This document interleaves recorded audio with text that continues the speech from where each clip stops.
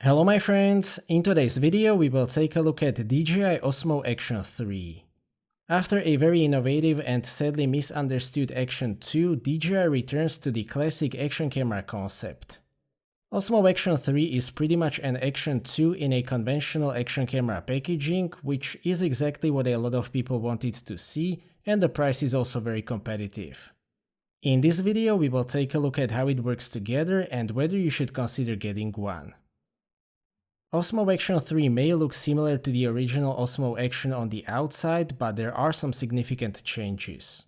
First of all, it is a lot larger but still not as bulky as GoPro Hero 9 to 11. Unlike with the original Osmo Action, the battery is not a part of the outer construction.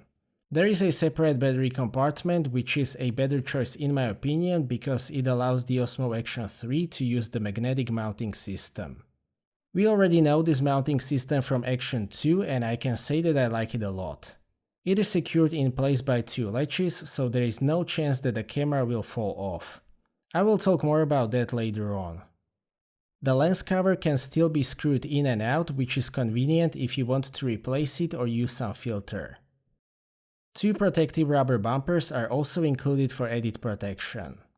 The front side and the edges are rubberized, which improves the grip and minimizes the damage in case of an impact. It is also water resistant up to 16 meters, which is more than what most competitors can offer. Overall, it feels very solid and sturdy, so I don't have any complaints regarding the build quality. As I mentioned, Osmo Action 3 uses the same sensor and the same lens as the Action 2. It uses a pretty large 1/1.7 inch sensor and an extremely wide lens with 155 degrees field of view.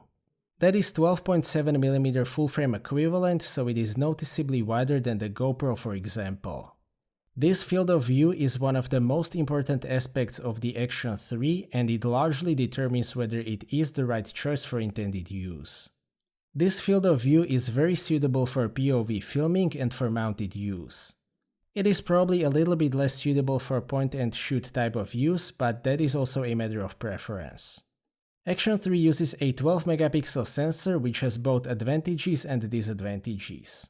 The advantages are mostly related to lower processing requirements associated with lower resolution, but we will talk about those later on. A disadvantage is that it limits the video resolution to 4K, but that is still generally fine for an action camera. It is a bit difficult to put the image quality into a context because that angle is noticeably wider than on comparable devices. I would still describe the image quality as very good. It is the same as with the Action 2 and I was definitely able to get some very nice and detailed footage with this sensor and lens combination. The amount of sharpening is also very reasonable. It can shoot 4K up to 120p though, which means that you don't need to upscale the slow-mo footage, which is great. The colors are highly saturated but still very accurate by action camera standards. The most impressive is the color accuracy in scenes with overcast sky. Most action cameras actually can't get this right, but the Action 3 gets the white balance right every time. The dynamic range is a little bit tricky. DJI didn't go the HDR route at all, so it is not artificially brightening the shadows. That means that you won't get unnaturally bright shadows like with a GoPro. On the other hand, the dynamic range in some scenes is not sufficient. Especially on days with strong sunshine, some parts of the scene may be just white, which doesn't look particularly good. Both the DJI and GoPro approaches to dynamic range have their advantages and disadvantages, and I will talk more about that in the upcoming comparison video. The Cine-like setting is available as well, and that one is properly flat, so it captures a lot of dynamic range and it gives you a room for post-production. Action 3 will also get 10-bit recording capability in a firmware update. I am happy to report that the low-light performance is great for an action camera. It is a level above the GoPro, for example. That large sensor makes a big difference, so the amount of noise is pretty low and it can preserve a lot of detail in the low light. A big strength of the Osmo Action series has always been excellent dewarping. That has been carried over. Even if you are walking next to something like a light pole, it will always be straight. If you don't mind normal action camera warping, you can still use a wide setting. Also worth mentioning is that it can shoot in 4:3 format, which is very useful for reframing or for filming for multiple platforms at the same time. Despite that large sensor, the minimum focus distance is not compromised. Minimum focus distance is about 30 cm, so it is perfectly usable for vlogging. Overall, I am still happy with the image quality, but I will have to be careful in some situations and probably use exposure compensation. DJI also introduced the third generation of rock-steady stabilization. As expected, it works very well. Static shots look like on a tripod and panning is super smooth. Walking or even running also looks really good, which is partially achieved by that wide field of view. It is basically what you would expect from a high-end action camera in 2022, but there isn't a huge change in compromise to the Rocksteady 2.0. It also works very well in the low light. Dusk situations are completely fine. It only loses efficiency in very low light, so that is a very good result. It offers a horizon balancing up to 45 degrees, which means that you can roll the camera up to 45 degrees and still get a leveled horizon. There are some specific situations where it can definitely be useful, but it introduces a significant crop. The infamous screen lag from the original Osmo Action has been solved in the Action 2, so that is not an issue at all. Action 2 can also take very nice 12 megapixel ultra-wide stills. These actually capture a very respectable amount of detail, which shows that the lens is indeed really good. It can also shoot RAWs with a solid amount of dynamic range. The displays have always been a highlight of the Osmo Action series, and that trend definitely continues on Action 3. 2.25-inch back screen has a very high resolution at 326 pixels per inch. It is very detailed and very color accurate by the standards of action camera displays. The aspect ratio is 16:9, which means that no space will be wasted by the black bars if you shoot in 16:9 format. The front screen uses a 1.4-inch panel with the same 326 pixels per inch resolution. The image quality is basically the same as with the rear screen and therefore very good. Importantly, this is the first touch-sensitive front screen on an action camera. Front screens are very convenient for vlogging, but this one can also be used to control everything, which brings us to the user interface. That is also one of the best. It uses the usual swipe gestures and well-organized main menu. Everything is relatively easy to find.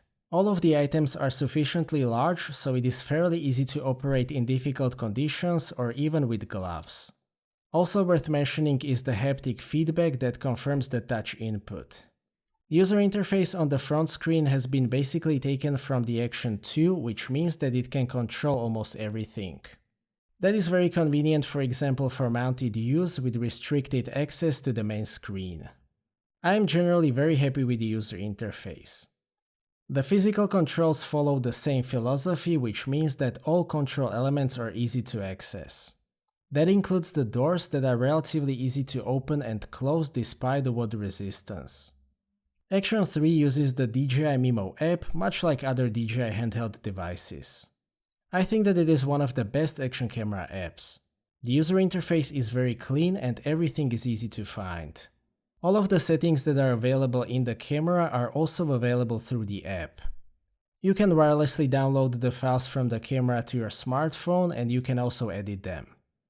A very important thing is that you can use the display on the camera and the live video feed in the Memo app at the same time. That is a big advantage over the GoPro. Regarding the battery life, that is another highlight of the Action 3. It uses a large 1770 mAh battery.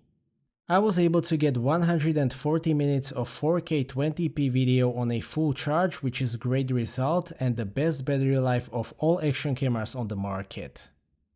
Osmo Action 3 is also the most overheating resistant action camera of the current generation. The overheating was a significant topic with the Action 2, so that was probably a very high priority with the Action 3. I was able to get pretty much unlimited recording even at 4K 60p. The camera was moderately warm after about 30 minutes, but definitely no drama.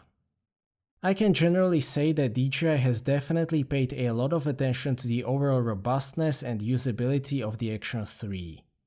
By that I mean the build quality, the buttons, the user interface, a battery life, overheating resistance, and overall reliability.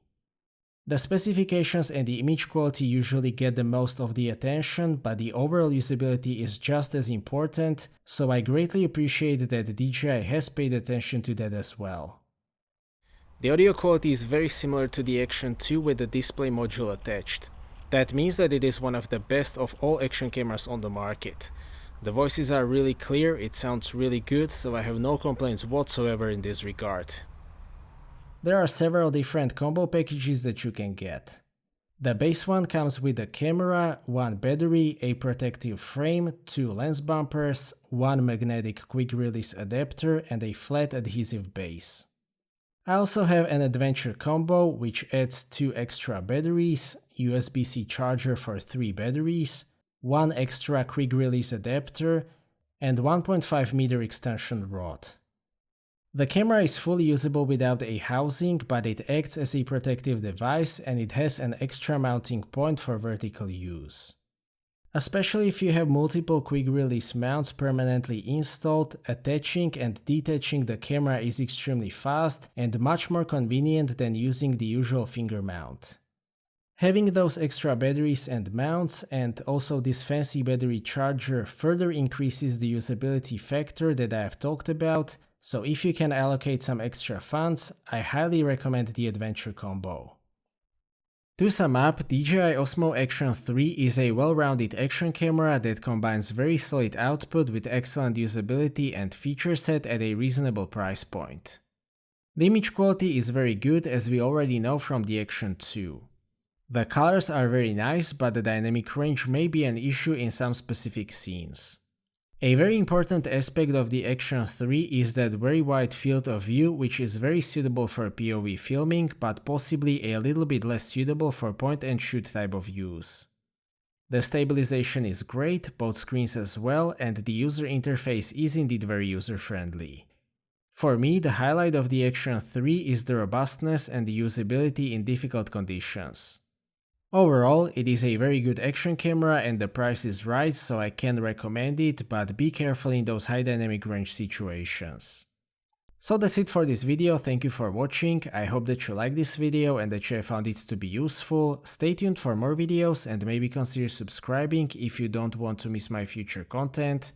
I appreciate your feedback in form of thumbs up or thumbs down. If you would like to ask anything or share your opinion, please do so in the comment section, and see you next time.